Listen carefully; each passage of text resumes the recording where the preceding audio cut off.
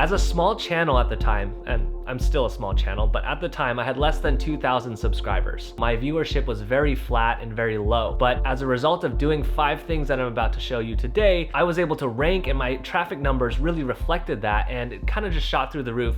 And as a result of being highly ranked in search, I was then able to get recommended by the YouTube algorithm as a suggested video.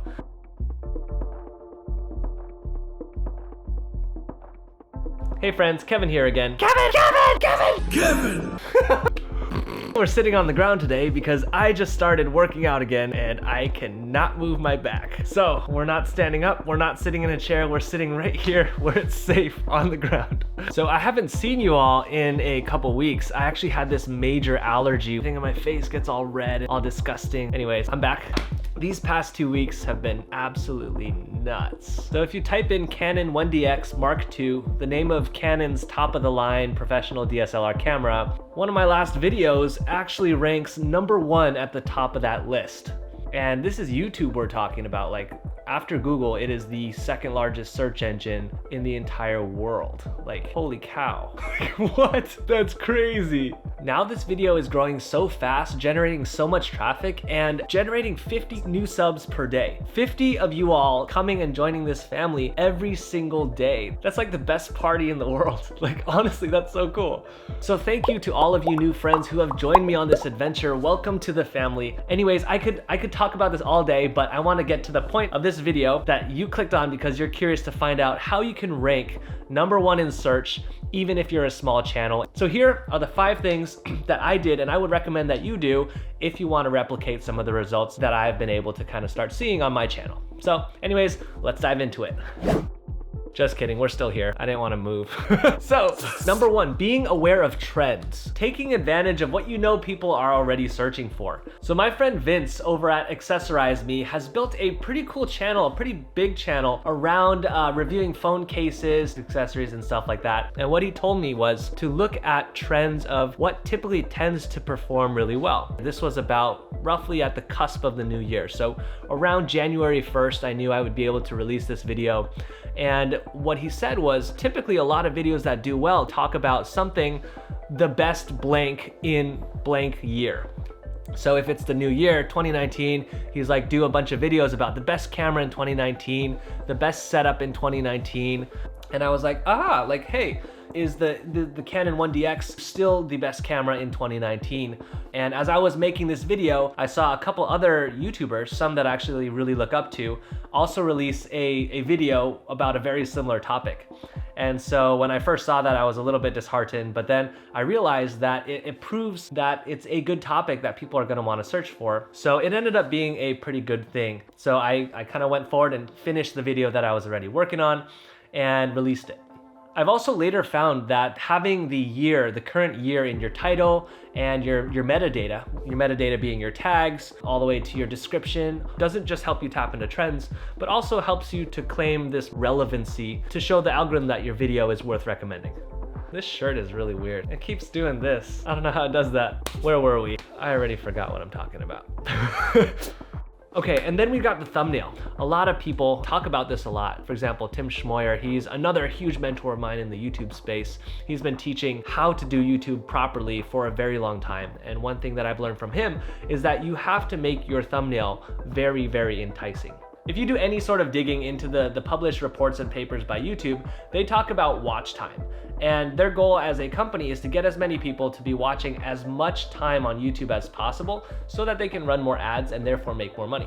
Now, what that means for creators like us is that we have to compete to make sure that we can tell YouTube, hey, I will do a really good job at being able to give you that watch time you're looking for. So with that in mind, there's what we call a funnel. So in sales, online marketing, the funnel is just how you get people who don't know about you to know about you, and then gradually funnel them to take some sort of action. You want people to see your video, and then you want a high percentage of them to actually click on the video.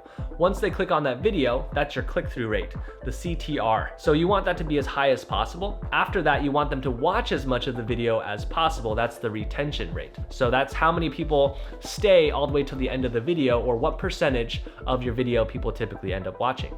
And then after that, you want them to click on another video, whether it be yours or another video, to keep them on YouTube as long as possible. So the three things there are the click-through rate, the retention rate, and then the rate at which they go and click to another video. I'm not entirely sure if they have a specific name for that, but those three.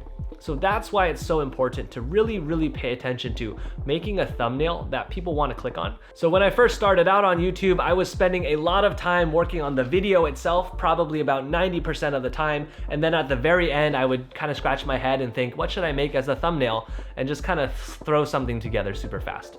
But now after learning for a while and experimenting, I've found that I've actually got to do it the reverse. Once I figure out what I want the video to be about, I start the thumbnail right away.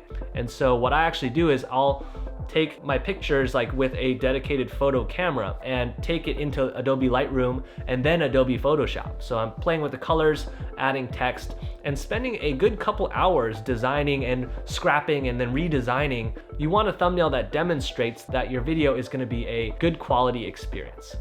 Number 3, then I do some keyword research. And to do this, I fire up a tool called vidIQ. If you're a creator and you haven't heard of vidIQ, I strongly recommend you go get it. vidIQ gives you insights into the amount of search traffic and the amount of competition any certain topic has. So you're able to find which topics might be worth your time to go make a video about. Because if you're a creator, then you know what I'm talking about when I say that one of the biggest hurdles on a regular basis that we face is that uncertainty of how do we spend our time making videos that people are gonna watch versus dumping a bunch of time into something and afterwards realizing, oh my God, everyone and their mother has already done a video on this topic. And so nobody watches your video. Or you make a video and it's a topic that no one is searching for.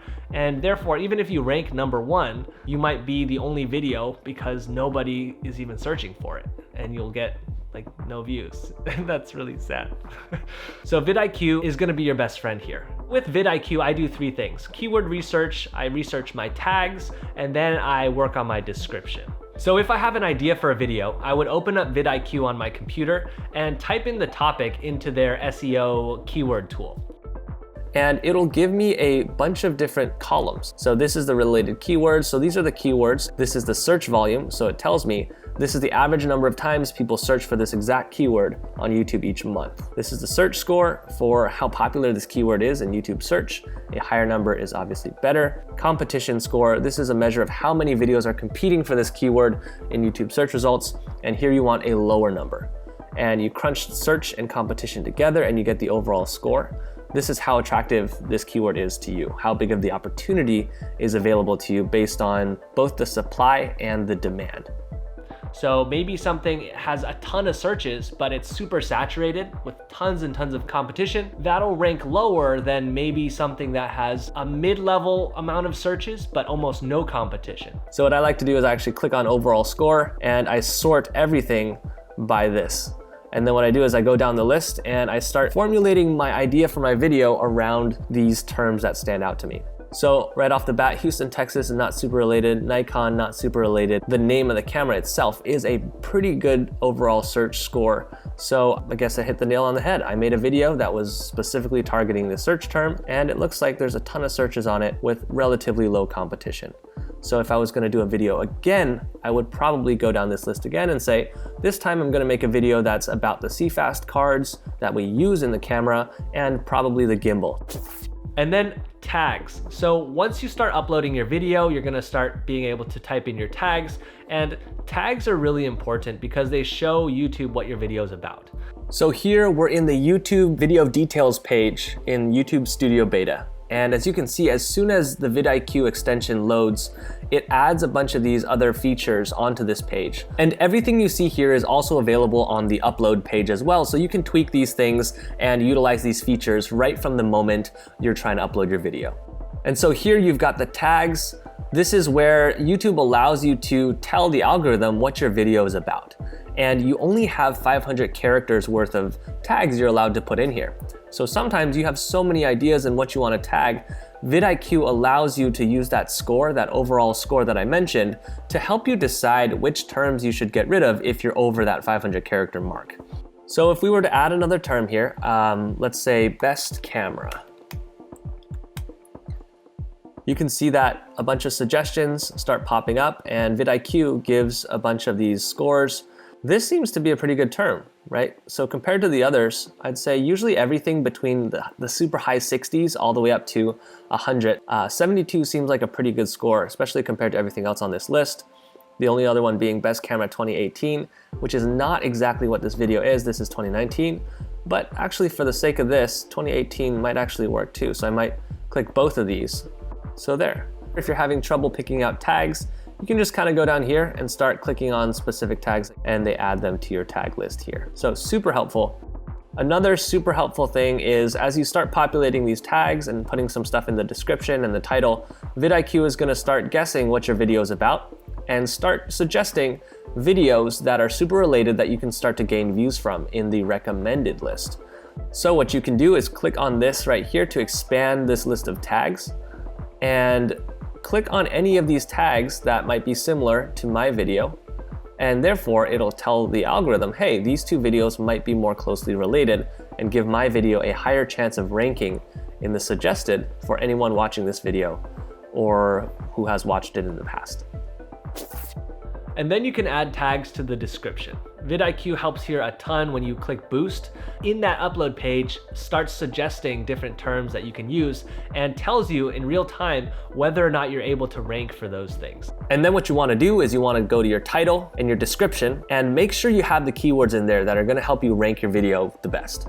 And what vidIQ does is it takes the keywords, the tags that have the highest overall score and suggests them to you and tells you that you should try to incorporate them into your title and description if possible. So what I've done when this was previously suggested, I took a couple of different variations of different spellings on the two cameras that I talk about in this video, and I put those into the description and took the ones that were most highly searched for and put those into the title as well. So hope you found this helpful. This is kind of my process that I go through every single time.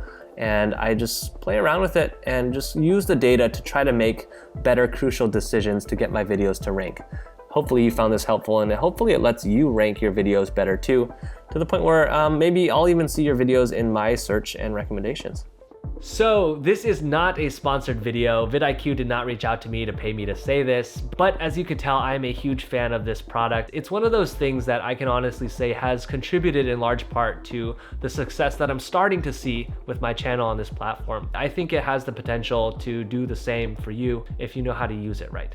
Again, short of predicting the actual future with 100% certainty, the next best thing you can ask for is data that helps you to make these crucial decisions. Feel free to go sign up directly on their website, but if you have found this video helpful at all, please consider using the affiliate link down below in the description. That would really help to support this channel and what I'm doing. Again, they're not paying me to say this, but I went and I signed up for an affiliate link because I believe in the product. So any purchases you do make with vidIQ will contribute a little bit to supporting me and allowing me to make more videos here for you all. And if you're wondering which plan you need to get, since there's a whole long list of features that they have on their website, I personally use the Boost plan. It's a paid plan that costs a little bit more, but that's the one that has all the features that I mentioned in this video. Also, please leave a like if you're still watching and you've made it this far. Thanks so much for watching. And leave me a comment down below if there's anything else that you've learned that has helped you grow here on YouTube. One thing that I love about YouTube, again, is this sense of community. It's not just that we're here to watch someone on screen, but we're here to interact with each other. And there's so much that we can all learn from each other, myself included. So I'll see you all in the comments. I can't wait to read what you all have to say. Thanks so much for watching, and be well, my friends. Peace. Cool beans.